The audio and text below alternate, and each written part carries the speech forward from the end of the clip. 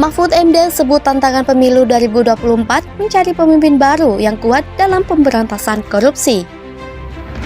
Untuk tahun 2024 tuh ya saya agak risau pribadi ya. Itu siapa ya yang bisa menyelesaikan kasus ini, kan masalah ideologis nih. Polarisasi yang tajam nih, masalah ideologis ini perlu orang kuat yang bisa menyatukan, bisa diterima oleh dua-duanya, punya wawasan untuk dua-duanya yang bisa menyatukan.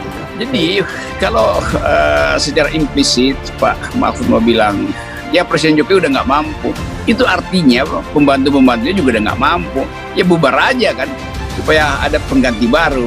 Mau dia strong leader apa strong segala macam lah. Pak Muhaimin punya hak untuk mengusulkan perpanjangan atau penundaan, itu hak karena Anda partai politik. Tapi saya punya kewajiban menyiapkan pemilu tahun 2024. Saya jalan, Pak Muhaimin jalan, karena saya wajib, sedangkan Anda hak jalan. Tidak apa-apa, ngomong aja. Nah, kalau tidak mampu memperbaiki ya mundur saja. Ya, kalau tidak mampu memperbaiki mundur saja. Kan pilihannya itu, karena sepertinya Prof Mahfud yakin bahwa Presiden Jokowi bukanlah strong leader yang bisa diharapkan untuk memberantas korupsi dan untuk mereunite, merekonsiliasi anak-anak bangsa yang sudah terpecah karena ulah pemerintah sendiri, ulah penguasa sendiri yang memelihara buzzer-buzzer istana misalnya. Tapi kita memang melihat yang dikonstatasi oleh Pak Mahfud itu memang yang sedang terjadi. Orang mencari strong leader karena menganggap bahwa selama ini kok bolak-balik nggak bisa menyelesaikan soal. Yang ada adalah keluh kesah tuh. Mahfud berkeluh kesah, Sri Mulyani berkeluh kesah tentang keadaan krisis ekonomi itu. Kemarin juga Bank Indonesia, salah satu direkturnya berkeluh kesah bahwa perang Ukraina dan COVID itu menyebabkan Indonesia nggak bertumbuh. Loh, Indonesia nggak bertumbuh itu jauh sebelum COVID, jauh sebelum perang gitu. Jadi hal-hal semacam ini yang membuat orang anggap bahwa ya memang pemburukan berlangsung terus dan orang berpikir bukan lagi soal akhir pekan tapi akhir kekuasaan bahkan kan begitu.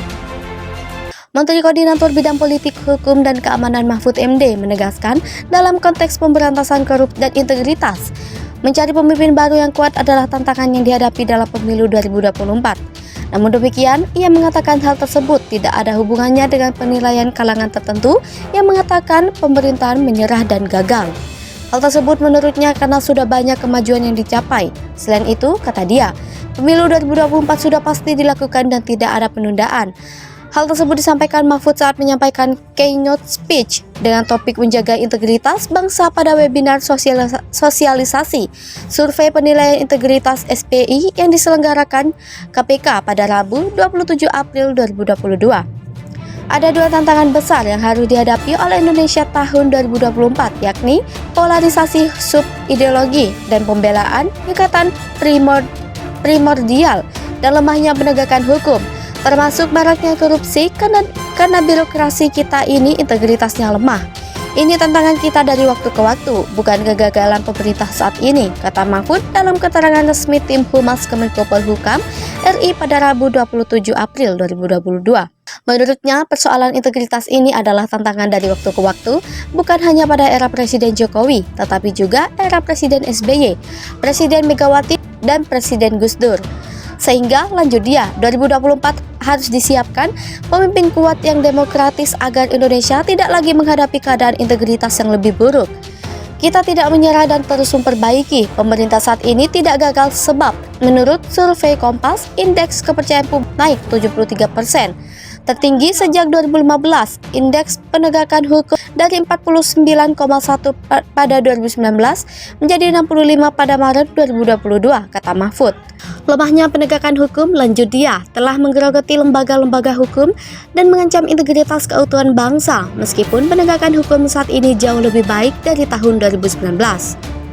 Oleh karena itu, menurutnya penilaian integritas birokrasi yang dilakukan oleh KPK sangat penting sebagai bagian dari penegakan hukum yang komprehensif dengan sasaran pembenahan di bidang organisasi, manajemen, dan SDM. Itu tapi tidak cukup, dibutuhkan kesadaran kolektif bahwa negara ini terancam kalau tidak berubah bersama-sama membangun integritas.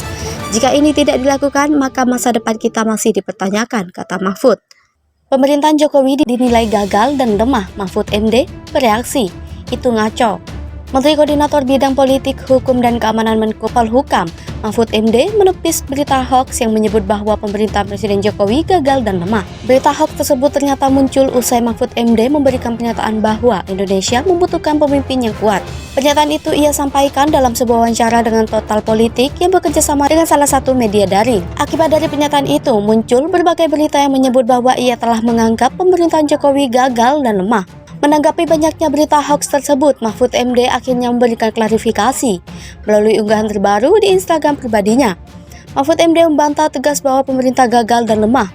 Saya bilang, tahun 2024 kita harus memilih pemimpin baru karena sudah dipastikan pemilu tidak ditunda. Presiden Jokowi akan hasib masa jabatannya dan tidak ada perpanjangan masa jabatan, kata Mahfud MD seperti dikutip kabar Besuki dari Instagram pribadinya @muhammadmahfud pada 29 April 2022.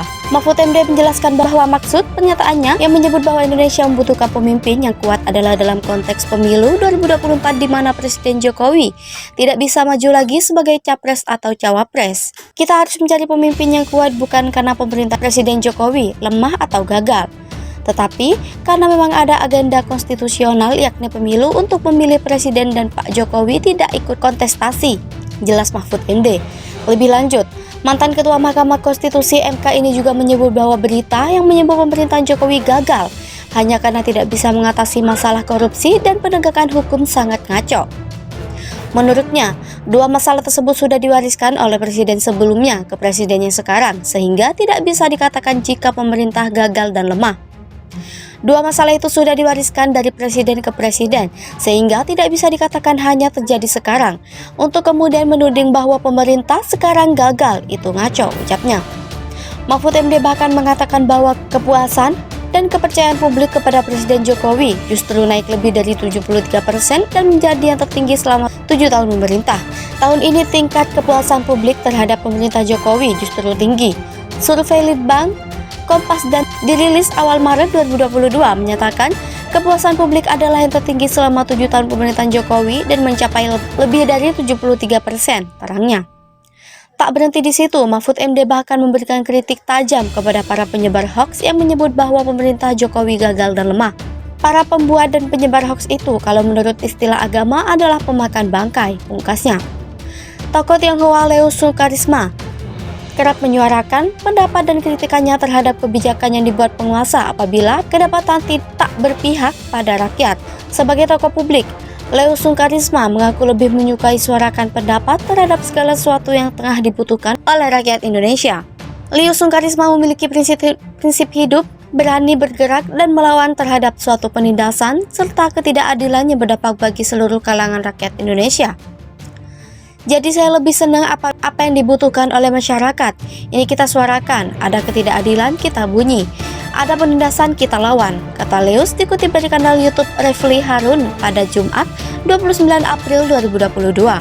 Sering menjadi pengkritik tajam di era pemerintahan Jokowi, Leo Sukarisma justru enggan menyatukan dirinya ke dalam dunia politik untuk menjabat sebagai pejabat negara.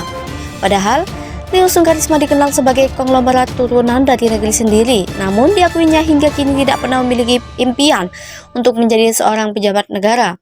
Kenikmatan serta kekayaan hidup yang selama ini dia rasakan membuat Leo Sukarisma berani berbuat kebaikan, membela kepentingan rakyat tanpa harus menjadi pejabat. Jadi saya pikir Tuhan memberikan ini, kita harus berbuat sesuatu, membantu banyak orang tanpa harus kita menjadi pejabat, karena memang gak ada di dreams jadi pejabat, pungkas Leus. Refli Harun menyoroti sosok Leo sembari memberikan pernyataan terkait alasan Leo Sukarisma selalu mengkritik keras rezim Jokowi dan tak pernah berikan kritikan, justru malah memuji Gubernur DKI Jakarta Anies Baswedan. Persoalannya, kenapa sih kepada pemerintah Jokowi abang kuat kritiknya sampai sekarang, tetapi Gubernur Anies Baswedan abang sepertinya memuji, kata Refli Harun. Kerap memuji kinerja dan kebijakan yang dibuat oleh Anies Baswedan, Leo Sukarisma mengatakan bahwa selama ini pihaknya belum melihat kekeluaran fatal yang dibuat oleh Anies. Ya, karena saya sampai hari ini belum melihat kekeliruan yang fatal dari Anies, ungkap Leo menjelaskan. Berbeda dari itu, kerap diberikan kritik atas kebijakan yang dibuat oleh Jokowi.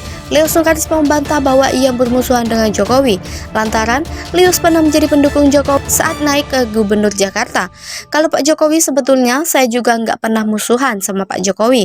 Wong saya yang dukung kok dari Jakarta. Jelas Lius. Cuma saya katakan Komisia, terima kasih. Cukup 1 periode saja, sambungnya.